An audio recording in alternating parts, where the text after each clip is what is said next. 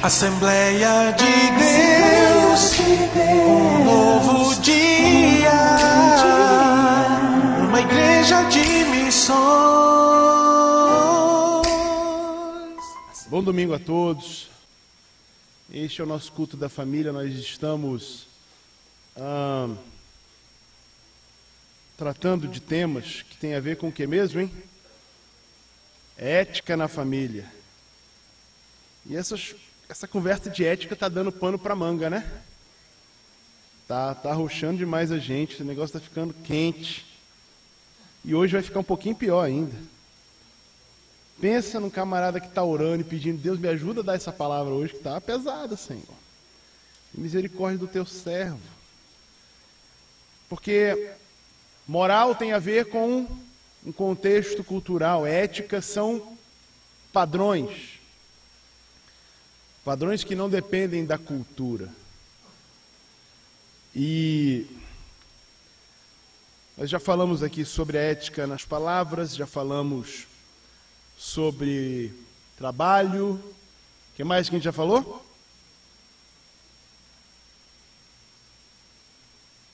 Palavras. Palavras a gente fez 2 vezes, não foi? Depois falamos do trabalho mês passado. A gente vai se aprofundar um pouquinho mais. Vamos acender o fogo hoje. Abra sua Bíblia, por favor, comigo, no texto que temos usado como base. Efésios, capítulo 4. A partir do verso 20. Vamos ler até o capítulo 5, verso 6, verso 7. Diz assim a palavra: Todavia não foi isso que vocês aprenderam de Cristo. De fato, vocês ouviram falar dele e nele foram ensinados de acordo com a verdade que está em Jesus. Quanto à antiga maneira de viver, vocês foram ensinados a despir-se do velho homem que se corrompe por desejos enganosos, a serem renovados no modo de pensar e a revestir-se do novo homem, criado para ser semelhante a Deus em justiça e em santidade provenientes da verdade. Portanto, cada um de vocês deve abandonar a mentira e falar a verdade ao seu próximo, pois todos somos membros de um mesmo corpo.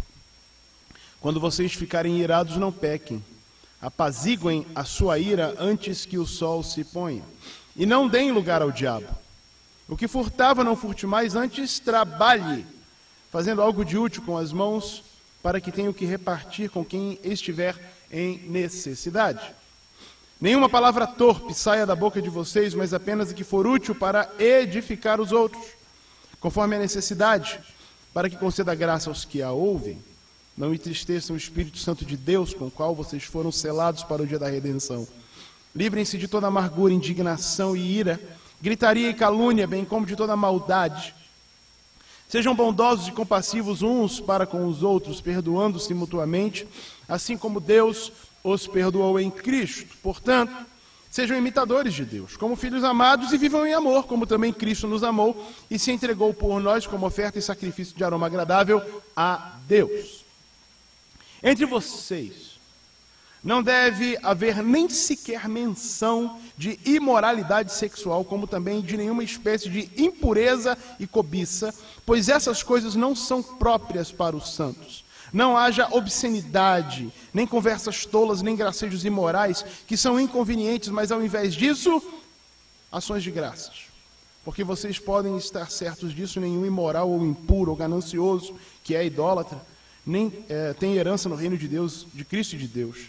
Ninguém vos engane com palavras tolas, pois é por causa dessas coisas que a ira de Deus vem sobre os que vivem na desobediência. Portanto, não participem com eles dessas coisas. Amém. Queridos,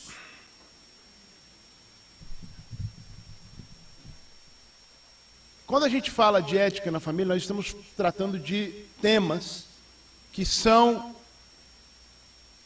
para dentro da nossa casa. Tudo que nós lemos aqui, a gente gosta muito de aplicar, nós já falamos isso, falamos sempre, né? Para a nossa vida de igreja. Só que o lugar mais difícil da gente ser crente é onde? Em casa. Pensa num lugar difícil da gente ser crente. Em casa. Na igreja é fácil, né?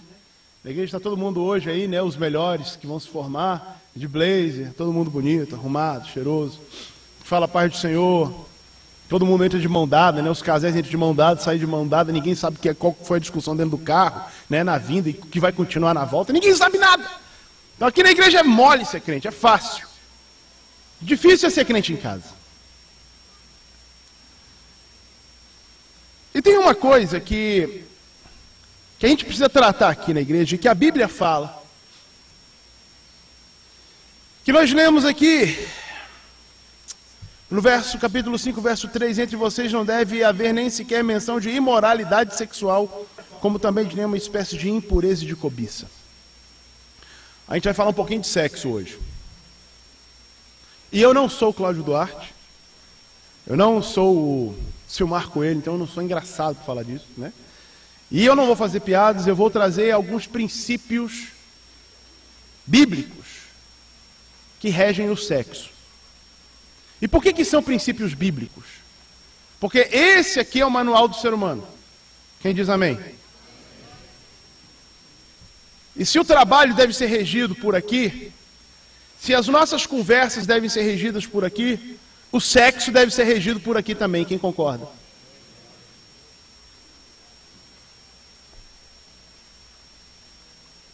Numa das lições que nós tivemos no Homem ao Máximo, e vai aqui um incentivo muito forte para os homens que não fizeram o curso do Homem ao Máximo. Façam o curso do Homem ao Máximo. Tá certo? É muito bom. É algo importante. Mexe com a nossa forma de ver o mundo. Sim ou não? Quase todos se convenceram disso, né? Mexe ou não mexe? Mexe.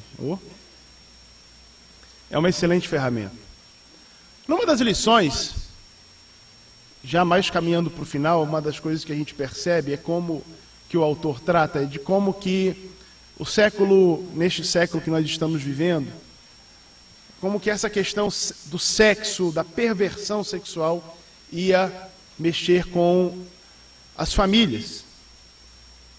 E a gente vê isso hoje de forma tão pesada, porque o diabo não brinca de ser diabo. Você entende o que eu estou falando? O ladrão veio senão para roubar, matar e destruir. E tudo que Satanás faz é ruim mesmo. E ele faz para arrebentar. Ele não dá mole não. E aproveitando a formatura de hoje dos homens, porque esse foi um dos temas recorrentes no curso, a gente voltava, né, na questão sexual, mas aproveitando também que a Copa do Mundo está vindo aí, e que eu acho que dos 5 patrocinadores oficiais das transmissões da maior rede do Brasil, 3 usam apelo sexual para sua propaganda. E contando que todo mundo acha, né, porque é dia de folga, então a gente pode se comportar de qualquer jeito. E vale, né? Você olha aí para fora, vale tudo. Dia da folga, libera. Então a gente precisa tratar um pouquinho desse tema. O tema do sexo à luz da Bíblia. Eu não vou dar dicas, né, de novo, de comportamento sexual, não vou ser aqui o cara que vai falar, né, tira aquela cueca que é não sei o que e tal, não é a praia hoje. A gente vai falar à luz da Bíblia alguns princípios. E valem para homens e mulheres, solteiros e casados, de todas as idades. Não estou falando só a homens. Estou falando a homens, mulheres, jovens, senhoras, senhores. Porque hoje em dia, o mundão aí fora não alivia para ninguém.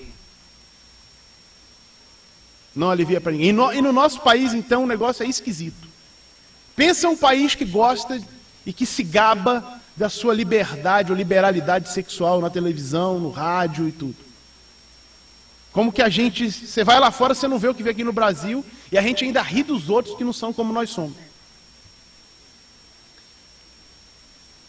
Primeiro de tudo, para começar a falar do tema, porque eu não tenho hoje lá esse tempo todo.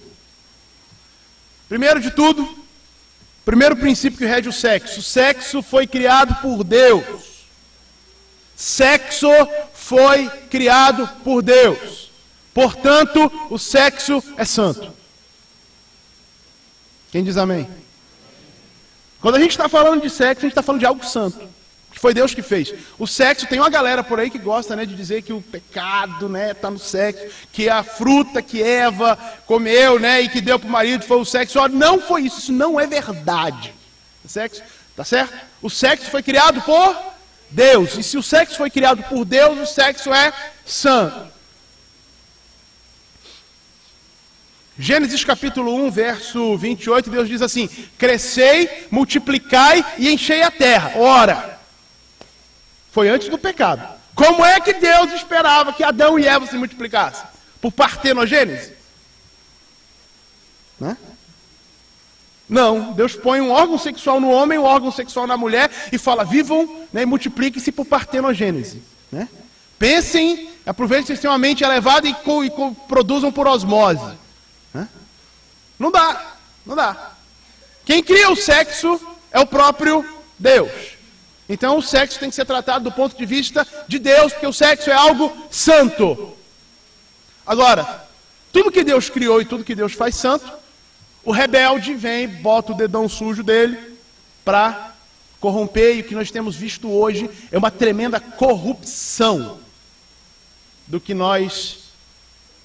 daquilo que Deus criou para ser algo tão bonito, que é o sexo. 2. Atenção, presta atenção, todo mundo presta atenção nisso. Presta bem atenção. Todos, todas as idades. De todos os gêneros. Quer dizer, dos dois gêneros. Todos não, dos dois gêneros. Deus criou o sexo. Quando você olha para o começo da história do ser humano, Deus diz para um casal que o sexo deve ser desfrutado dentro daquele ambiente que ele criou. E aquele ambiente que ele cria tem segurança, tem compromisso, tem intimidade e tem altruísmo. Aquele ambiente onde o sexo deve ser desfrutado tem compromisso, segurança, intimidade e altruísmo, interesse pelo outro, amor. Eu só conheço um ambiente onde isso existe, onde isso é possível. Onde você tem compromisso, ou pelo menos deveria ter, né? Compromisso, segurança, intimidade e altruísmo. Qual é o nome desse lugar? Casamento. Compromisso, segurança, intimidade e altruísmo. Era isso que tinha lá no Éden? Era isso que tinha no Éden? O sexo foi feito para ser desfrutado dentro desse ambiente. E esse ambiente hoje se chama casamento. Tem um jargãozão bonito, né, que a gente gosta de dizer: Deus criou o sexo seguro e o chamou de casamento. É isso aí. Esse é o ideal de Deus. Foi assim que Deus planejou. Presta atenção. Eu não estou discutindo o que a Ana Maria Braga falou no programa dela sexta-feira. Ou que aquela da tarde, das tardes do SBT, sei lá, deve ser, né? Como é o nome? A Sônia falou também. Eu não estou discutindo o que ela falou, estou falando o que a Bíblia diz. E eu não vou pautar essa discussão em cima, ou essa nossa reflexão em cima do que eles estão falando lá fora. Esse ambiente é um ambiente onde a gente fala sobre as coisas que Deus criou e Deus fez à luz da palavra. Ok? Beleza? Tem um pessoal por aí que acha que é mais inteligente do que Deus, né? O cara estudou 5 anos de sociologia. Depois ele fez uma pós-graduação de 2 anos em sexologia, 7. Fez aí um mestrado na área de relacionamento humano, mais 2 anos, né? 4. O cara estudou 10 anos e ele ficou mais inteligente do que Deus. Né? Ele pode escrever mais, escrever uns textos bonitinhos e fazer uns PPTX para botar na internet, né? E fica tudo legal, porque ele é mais inteligente do que Deus. Olha, quem entende de ser humano foi aquele que o criou. aquele que é eterno e altíssimo, e esse é o nosso Deus. Vamos lá. Bem, infelizmente a gente está vendo aí uma flexibilização dessas regras, né? Desse conjunto de direcionamentos do nosso Deus. E aí a gente está pagando um preço muito alto.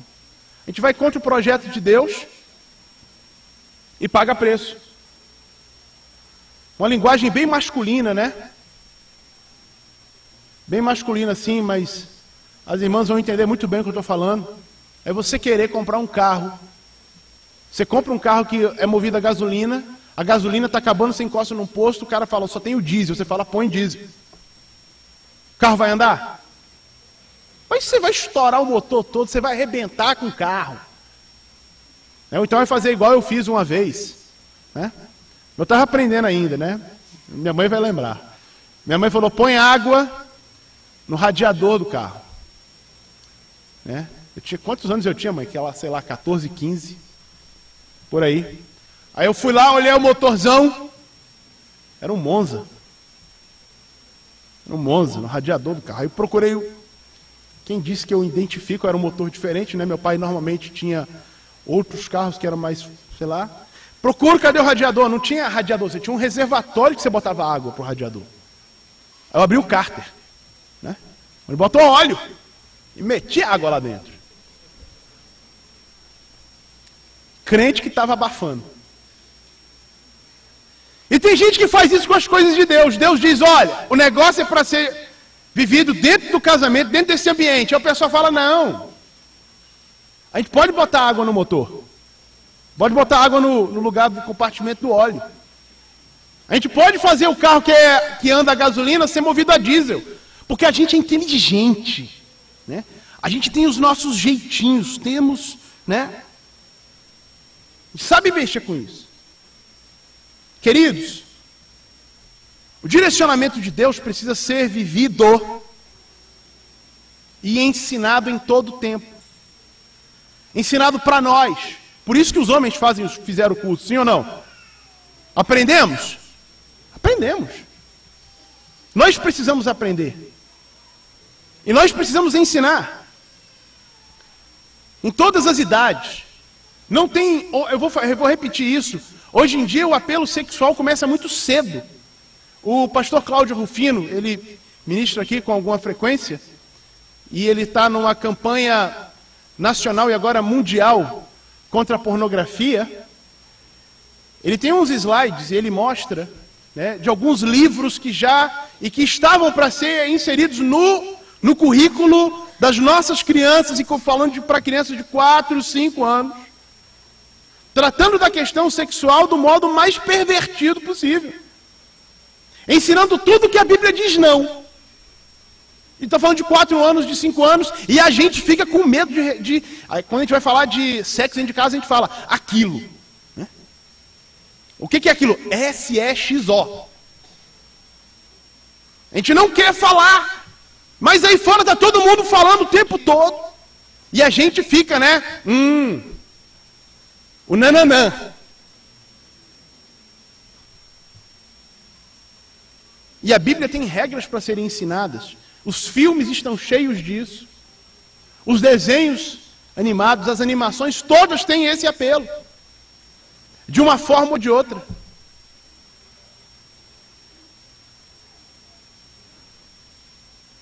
É estranho. É estranho. Cabe aos pais orientarem. Cabe aos pais dizerem, quando aparece, dizer isso está errado. Porque se a gente não diz que está errado, certas coisas que acontecem. E aí está o problemão da novela, né? É dose. Meu Deus do céu. Né? Mamãe, à tarde, né? O papai, quando chega à noite, todo mundo tem que assistir um novelão, fica lá. Aí quando o filho repete o que aconteceu na novela dentro de casa, aí não pode, é pecado. Mas assistir e torcer para dar certo, né? O adultério, torcer para dar certo o namoro fora do padrão, aí isso pode. Mas quando é para nós, aí não pode não. Quando é dentro da minha casa, não pode. Como é o nome disso? Como é o nome disso? Hipocrisia, é isso aí. hipocrisia. Cabe a nós, ou cabe a vocês que são solteiros, que estão aqui hoje, vocês jovens, vocês adolescentes, cabe a vocês dizerem não quando virem essas coisas.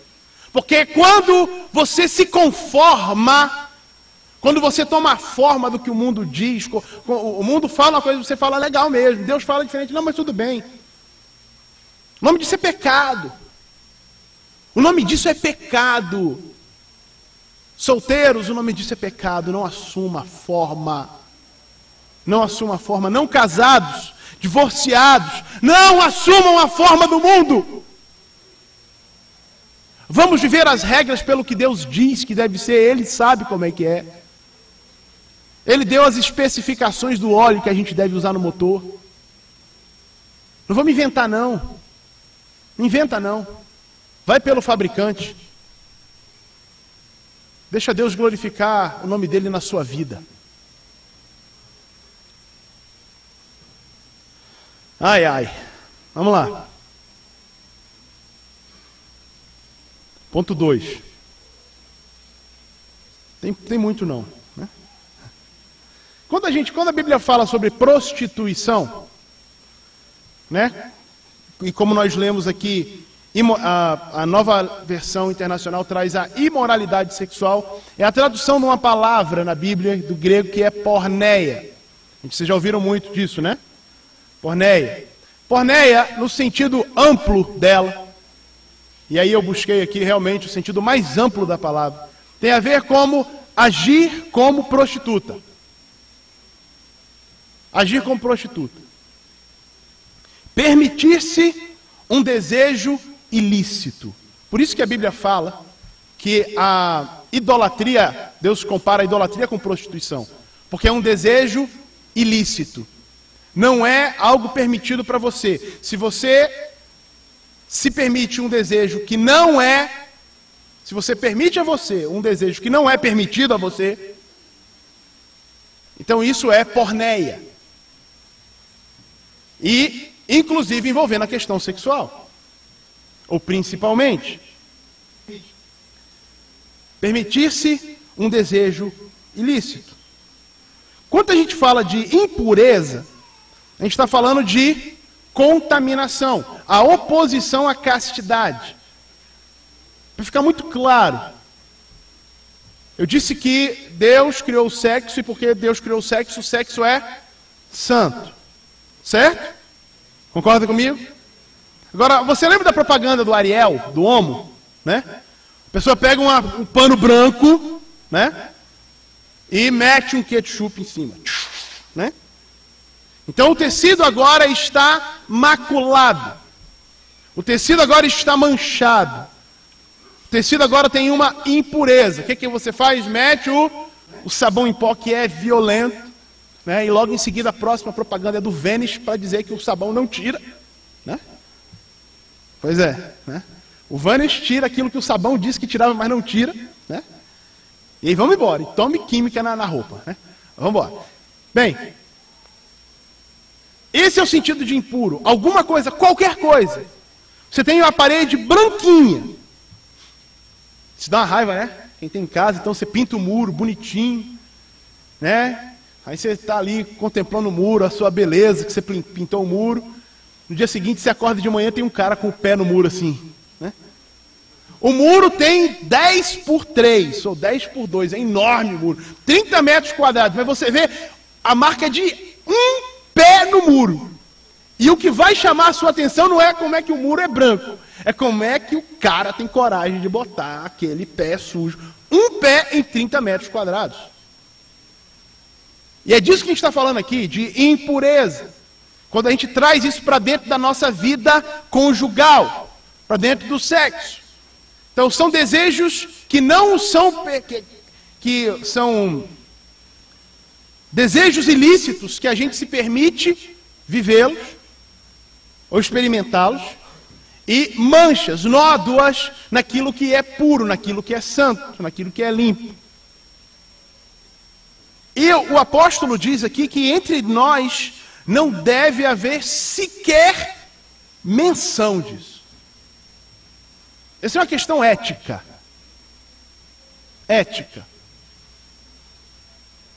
Essa é uma questão ética. Dentro dos nossos lares, porque dentro da igreja a gente meio que se controla, né? Mais ou menos. Os homens estão aprendendo a se controlar mais agora. Amém, melhores? Tudo bem. Mas dentro dos nossos lares a gente permite. A gente, é aquilo, né? Eu gosto muito de lembrar do Cláudio Duarte contando a historinha da novela, né? Com aquela cara que ele me faz, a mocinha, né? Maltratada, tadinha.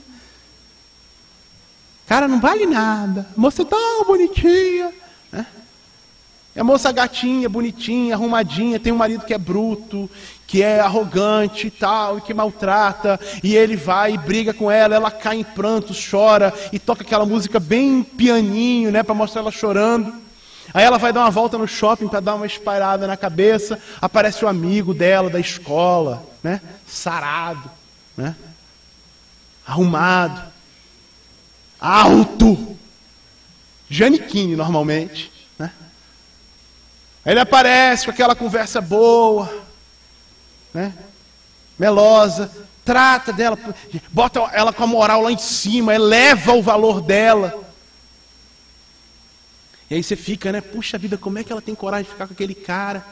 Grosseiro, olha esse cara, como é que é legal, por que ela não está com esse cara? Esse cara é tão mais gente boa, a gente fica torcendo pelo adultério. A gente fica torcendo pelo divórcio e a Bíblia diz que entre nós não deve sequer haver menção disso.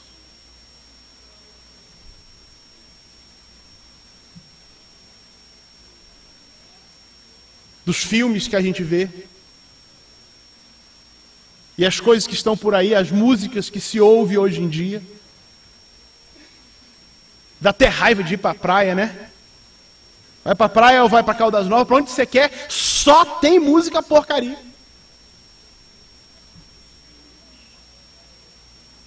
E só ano passado, nessa época, nós fomos para Caldas. A gente ficou, para nossa surpresa e surpresa de todos, né, nós conseguimos ficar 10 dias em Caldas Novas. Né? Tem gente que com 2 dias já está doido para correr de lá. E todo dia a gente acordava no condomínio em que nós estávamos. E o pessoal lá fazia aquela recreação, né? E a música da manhã no ano passado, hoje a música é outra, né? Acordava com aquela buzina de caminhão. Pro show das Poderosas. E o engraçado, ou curioso, é que quem dançava o show das Poderosas eram meninas de 4, 5 e 6 anos. E faziam a coreografia completa. E a gente que se diz que teme ao Senhor, assiste e aplaude. Quando não permite que os nossos filhos ou netos na nossa casa assistam esse tipo de lixo. Queridos, entre nós não deve haver sequer menção de imoralidade sexual e de impureza. Isso é ética. E quem ensina somos nós. Quem tem que viver isso somos nós. Se você já passou da idade de quem te ensina, viva o que você aprendeu. Viva o que a Bíblia te ensina. Viva pelas regras da palavra. Precisamos viver isso, amados.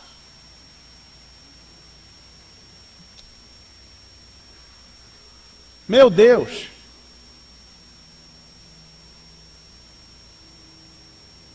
Deixa eu entrar um pouquinho mais fundo aqui. Ainda dá para entrar mais fundo nesse negócio aqui? Dá para a gente sofrer mais um pouco à luz da Bíblia.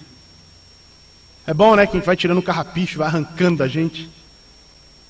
Pelo menos eu espero que a gente seja mais praticante. O sexo deve ser desfrutado plenamente pelos cônjuges e por ambos.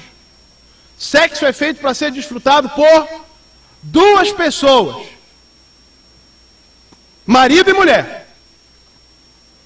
O sexo não foi feito para ser desfrutado apenas pelo homem ou apenas pela mulher. E aqui de cara eu acho que eu estou respondendo uma pergunta básica de metade dos jovens da igreja, né? E eu me baseio muito nisso para em cima daquilo que o pastor Hélio ministrou uma vez, e eu penso que é exatamente por aí. Deus criou o sexo para ser desfrutado por dois. Se tem só um desfrutando do prazer sexual, está errado. Respondi a pergunta sobre masturbação é pecado? Porque o sexo é para ser desfrutado por dois. Esta é a intenção de Deus. Essa é a intenção de Deus. É o que Deus propõe. E aí alguém disse, né? Pastor, mas eu estou viajando. Aí eu penso na minha esposa. Eu estou errado? Eu vou perguntar de novo. Vou pontuar de novo. Deus criou o sexo para ser desfrutado por dois. Se é só um, tá errado. E se eu, homem, resolvo ter relações sexuais só para me satisfazer, está errado.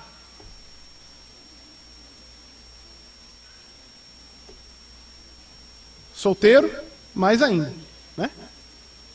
Mais ainda. Bom sexo, adolescentes inclusive, e jovens, isso é uma coisa que é difícil de entrar na cabeça do pessoal hoje em dia, difícil de entrar demais, porque o apelo da televisão, da mídia é muito forte no sentido contrário. O sexo bom, o sexo de qualidade, ele é resultado final de um relacionamento satisfatório, ou seja, a coisa é construída, é uma harmonia que reina em outras áreas do casamento. Sexo bom depende de tudo. Sexo bom depende do conjunto. E tem gente que acha que o negócio é ficar sentado debaixo da escada, né, lugar da diretoria, e isso é garantia de sexo bom. Tem gente que acha que para ter sexo bom, basta tomar 2 pílulas azuis e ter garantia de que vai ter um bom tempo, um bom período preparado, e que isso é maravilhoso. Queridos, queridas, Deus criou o sexo para ser desfrutado por ambos. E isso é resultado de uma construção. Bom senso. E é por isso, queridos jovens, ou queridos descasados ou não casados, presta atenção, test drive não é permitido.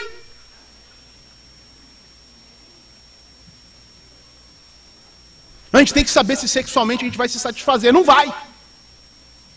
Uma vez? Eu não vou nem entrar em detalhes aqui. Sexo bom é construção. Aí você não se satisfaz nunca e vive de test drive em test drive. E nunca compra o carro. E nunca compra o carro.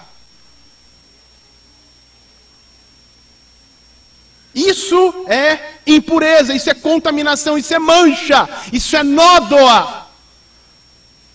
Isso se opõe à castidade, isso se opõe à santidade. Então, se você quer ter sexo bom, você tem que ter construção para isso. Tem que ter uma vida de construção disso. Isso leva um certo tempo. Claro. E aí tem muita gente que entra, né? Assiste o filme. Como é que é esse filme? É antigo até as horas, né? Estava falando para os meus filhos isso um dia desses. Lendas da Paixão é o nome do filme. Lendas da Paixão. Com o galã Brad Pitt, né? No fim das contas, o Brad Pitt está, no fim das contas lá, ele está tendo relações sexuais com a noiva do irmão dele, no curral, em pé, e é a primeira vez dela, mostra ela tendo cenas assim, né, um prazer doido, em pé, da primeira vez, no curral. Aí eu vejo uma crítica, eu li uma crítica de uma psicóloga dizendo o seguinte: nem com Brad Pitt, né? Nem com Brad Pitt.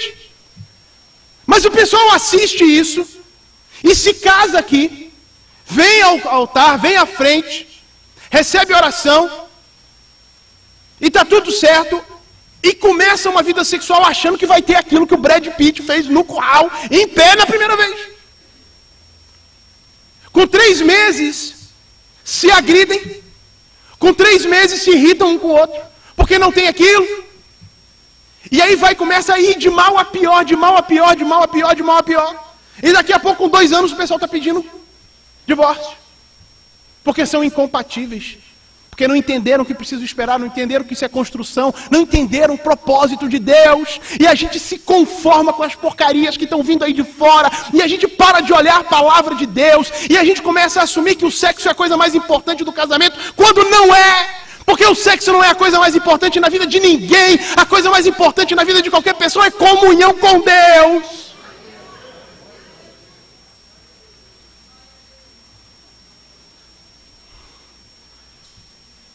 Deus quer que os dois, que ambos se realizem sexualmente. 1 Coríntios 7,3 diz assim: o marido pague a mulher pague ao marido a devida benevolência, e o marido também. E aí, por benevolência, né, a palavra do grego, né, vamos lá, vamos atrás do grego, o que Paulo quis dizer ali? Ele está falando de estar bem disposto ou bem intencionado com relação a outra pessoa. Maridos e homens, garotada, os casados precisam entender isso, e quem vai casar também. Quando a gente vai estar com o nosso cônjuge, nós devemos pagar ao cônjuge a devida benevolência, ou seja, o nosso interesse não é sobre nós, é sobre o outro, e é a Bíblia que fala, 1 Coríntios 7,3, pode olhar e vai olhar o grego e você vai ver que é isso aí que está escrito.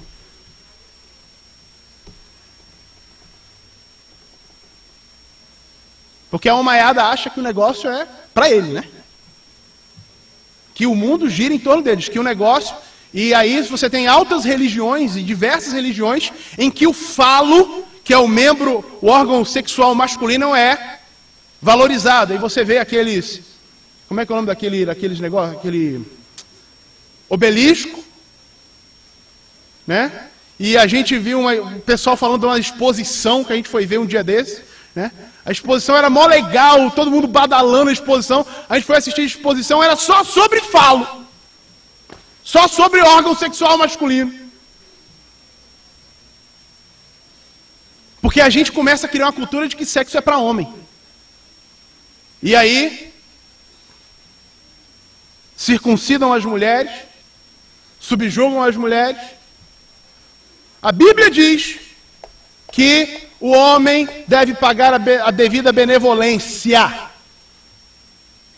Devida benevolência.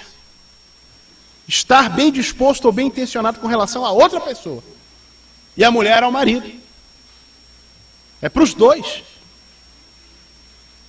E aí a garotada, os homens precisam entender que pornografia está tudo errado. Porque a pornografia não é construída, filme pornográfico não é construído para levantar a libido de mulher, para levantar a libido de homem. E na pornografia não se ensina a amar a esposa ou pagar a devida benevolência a ela. Por isso que é pecado. Lição 3 do Homem ao Máximo. Como é que é o nome dela, o título dela, senhores? Síndrome da Playboy, é isso aí. A gente estuda isso.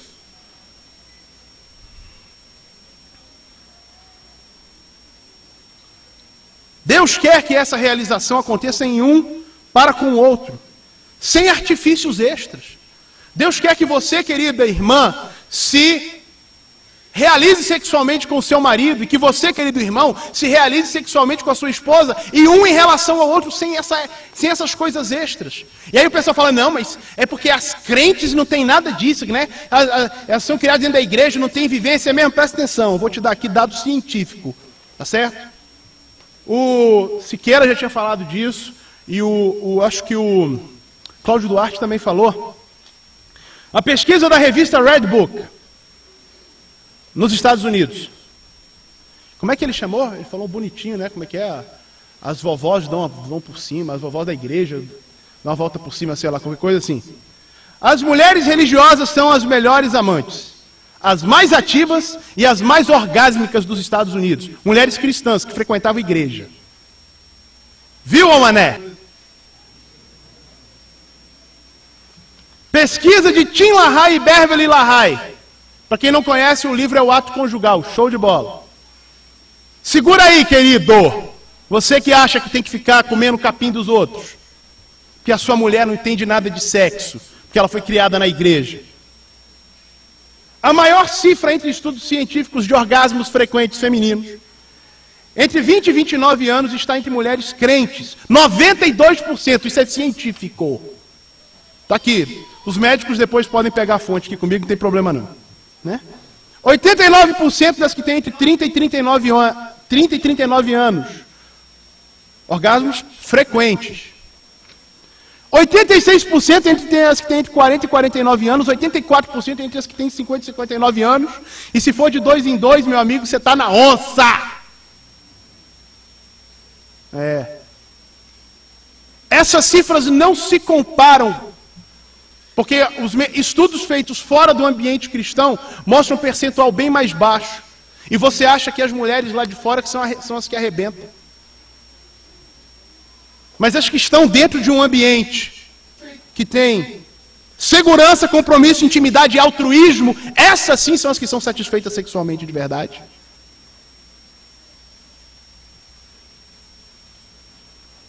Isso é científico, tá certo?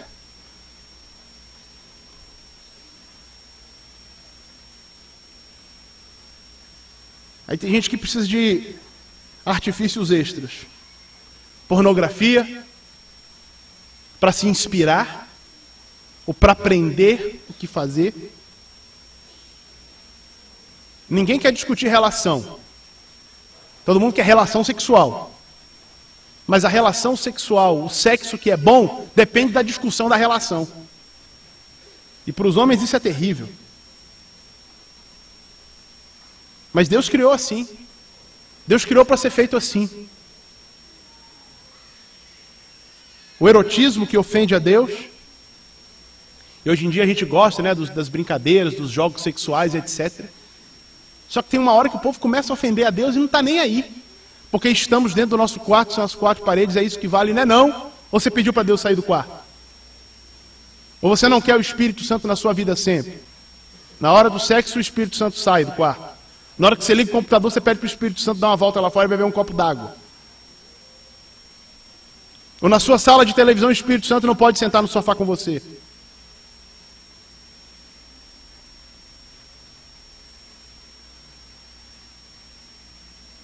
E aqui eu vou abordar uma questão delicada. Mais delicada ainda, meu Deus, me ajuda, Senhor. Ai.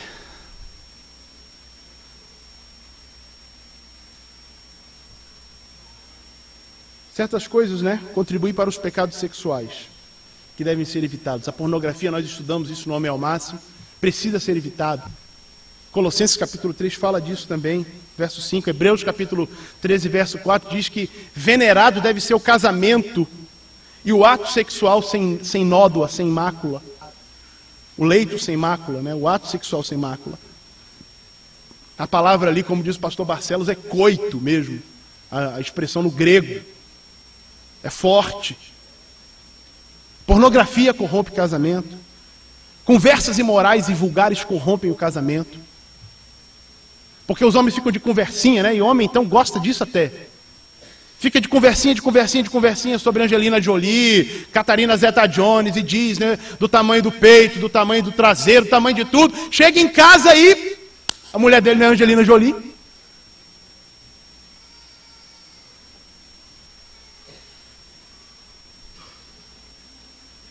Provérbios diz, como é que Provérbios fala? Mesmo, homens. Bebe as águas, da onde?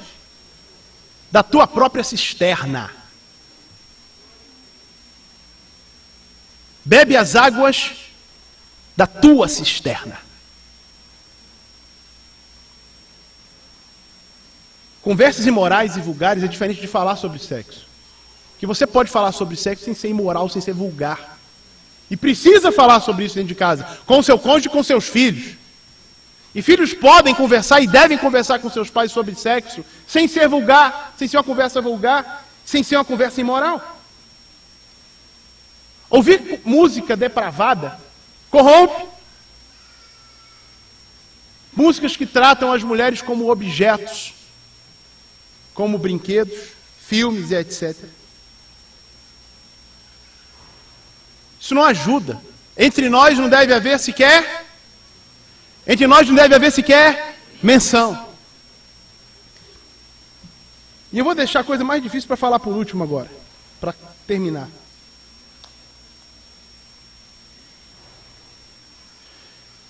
Queridas e queridos, pode parecer que eu estou chovendo no molhado, que eu estou querendo fazer uma conversa, um discurso meramente moralista. O fato é que nós homens já aprendemos desde cedo que nós somos pessoas que se comportam pelo que vem. Sim ou não? É isso mesmo, homens? Os homens, eu vou perguntar para os homens, que está todo mundo constrangido de falar, vamos falar. Na minha sala eu era o mais pecador, estou nem aí. Não é o máximo. Né, pastor Davi? Pastor Davi foi meu professor. O mais pecador era eu. Pensa num cara lascado, que precisava aprender a ser homem. Nós homens somos motivados pelo que vemos, sim ou não? Pois é. E a gente precisa entender, nós temos que botar freios nos nossos olhos. Se você precisar de ajuda com isso, leia um livro chamado A Batalha de Todo Homem. Nós precisamos botar freios nos nossos olhos, parar com o mau hábito de procurar aquilo que não nos compete. Nós precisamos beber as águas da nossa própria cisterna. Amém, homens? Muito bem. Mas eu vou pedir uma ajuda para as mulheres. Queridas, os homens são atraídos pelo que vem.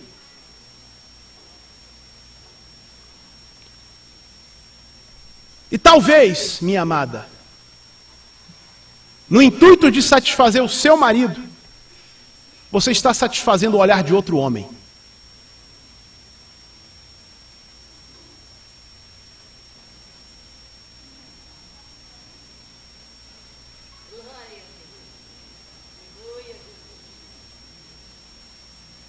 E é difícil falar disso. Que parece que o pastor está querendo ser moralista aqui e tal, botar a regra da burca. Os homens precisam, pelo seu lado, aprender a ser santos naquilo que olham e como se comportam no olhar. Mas nós precisamos da ajuda das irmãs e das mulheres. E eu vou fazer aqui, queridos, me desculpem. Infelizmente, isso eu vou falar só daqui, desse púlpito, e eu não vou falar para a sua filha, e eu não vou falar para a sua esposa. Homem, quem tem que fazer isso é você. Toma vergonha na cara e compra roupa decente para sua filha. Porque a sua filha pode estar satisfazendo o olhar de outro homem, e eu duvido que você queira isso. Porque eu não quero para minha filha. Eu não quero isso para minha filha. Duvido que você queira para a sua. E aí as pessoas vêm, pastor, mas você está vendo? Porque as moças estão usando assim, porque a irmã veio vestida assim. Querido, a sua esposa, né, é problema seu. A minha esposa é problema meu. A minha esposa veste a roupa, e me pergunta, tá bom assim? E eu não quero me gabar não, mas se eu falar, olha, não tá legal, ela troca. Acho que não é por aí. Acho que não é o ambiente. Irmãs, a gente tem que ter esse senso. Você tem que ter esse senso, querida. Querido, você tem que ter esse senso em relação à sua esposa e suas filhas. Minha querida jovem, você vem para a igreja, bota aquele vestidinho legal, né? Para ver se chama a atenção daquele cara. 2 erros. O primeiro é que você está chamando a atenção pelo jeito errado. O segundo, você está chamando a atenção de mais uns 40 homens. E eu duvido que você quer isso. Porque você é filha de Deus, você não quer ser. Você não é objeto. Você não está na prateleira. Ou tá? Infelizmente, nesses dias agora de Copa do Mundo, entra na dança das amigas e dos amigos, e quem olha para você na rua não diz que você é crente. Tem dó de ti mesmo. Tem dó de ti mesma. Deus não te fez para ser produto de prateleira. Você, querida, é filha de Deus. Você é amada de Deus. Você não precisa disso.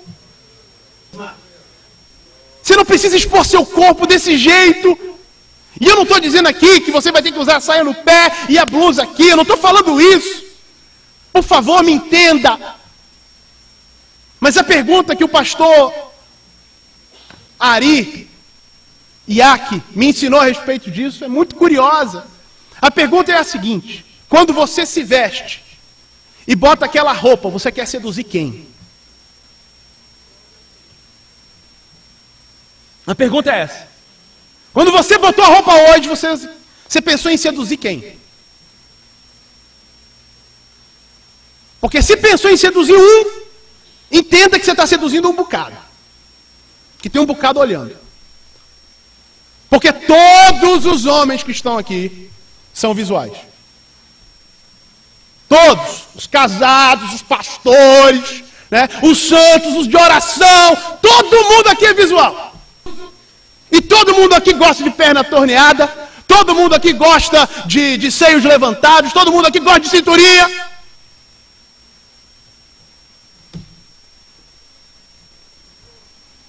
E de todas as idades. Tá certo? E de todas as idades. Pelo amor de Deus, entre nós não deve haver sequer menção de imoralidade. Menção. Quanto mais a prática, quanto mais a vivência disso em nós. E isso depende da gente. Deus não vai mandar o anjo dele no seu quarto. Deus não vai queimar suas roupas, né? Deus não vai fazer a seleção, ó, isso aqui é roupa de balada, isso aqui é roupa de igreja.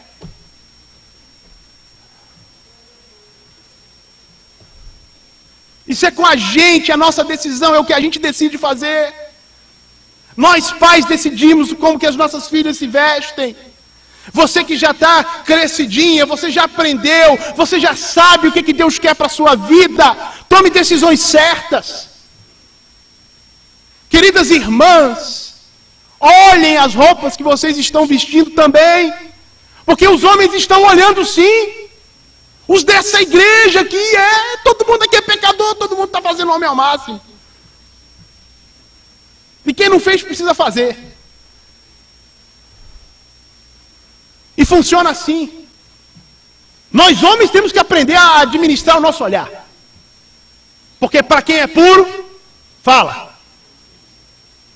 Todas as coisas são puras. Então quem é puro, olha e tira o olho. Porque não quer se contaminar.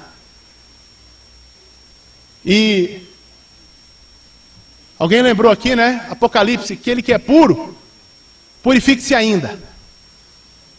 Mas quem é imundo, suje-se mais ainda. E tomara que você, querida, não esteja sendo o canal para que alguém se suje mais. A Bíblia tem suas diretrizes sobre como nós devemos viver como seres sexuais que somos. E foi Deus que nos deu esse privilégio. Amém?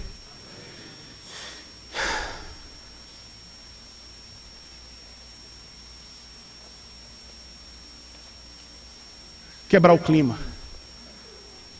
Nancy Van Pelt, uma pesquisadora e escritora americana, psicóloga, também fez a sua pesquisa. E ela diz que entre as mulheres cristãs, o percentual de mulheres que se dizem altamente satisfeitas sexualmente, com orgasmos pelo menos às vezes, é 91% em todas as idades na média. Isso é coisa de crente. Sexo bom é coisa de crente. Sexo bom é coisa para crente, para quem teme ao Senhor. Do jeito que Deus quer. Amém? Vamos orar pelas famílias, senão não aguento mais não. Vamos ficar todos em pé, vamos orar pelas famílias. Junte-se com seus familiares, vamos orar juntos.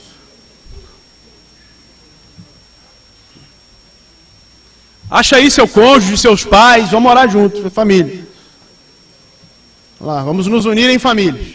Senhor, estamos reunidos em famílias e em família. Nosso desejo, Senhor, como famílias, é te honrar com a nossa vida, com o nosso jeito de ser, no cumprimento do chamado que Tu tens para nós como famílias. Senhor, pedimos a Tua bênção para que a gente possa aplicar aquilo que temos aprendido na Tua palavra. Que os nossos lares sejam fontes de bênção. Que os nossos lares, Senhor, sejam embaixadas verdadeiras do céu. Que aqueles que olham para nós, Senhor, para a nossa família, possam ver o Teu reino manifesto. Que nós decidamos viver longe do pecado. Que nós decidamos viver longe daquilo que Te agride. Que nós decidamos viver de acordo com os Teus propósitos, sem nenhuma mácula, sem nenhuma mancha em relação a isso. Abençoa os lares que estão aqui, Senhor. Converte corações onde há conflito, entre pais e filhos, filhos e pais, entre cônjuges. Dispensa a Tua bênção, Senhor. Traz paz, traz alegria, harmonia nos lares. Resolve situações difíceis, problemas, Senhor, intransponíveis. Glorifica o Teu nome, Pai. É a nossa oração, cheios de gratidão. Em nome de Cristo Jesus. Amém, amém e amém. Amém.